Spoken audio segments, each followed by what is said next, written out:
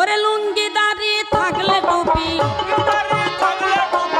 লুঙ্গি দাড়ি থাকলে টুপি কয় না তারে মুসলমান। খোদার প্রতি যার নাই ঈমান কেমনে হবে মুসলমান? খোদার প্রতি নাই ঈমান কেমনে হবে মুসলমান? ওরে কত জনের মাথায় জোটা,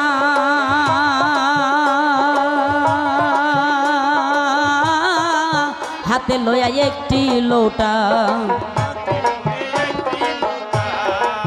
কত জনের মাথায় জোটা,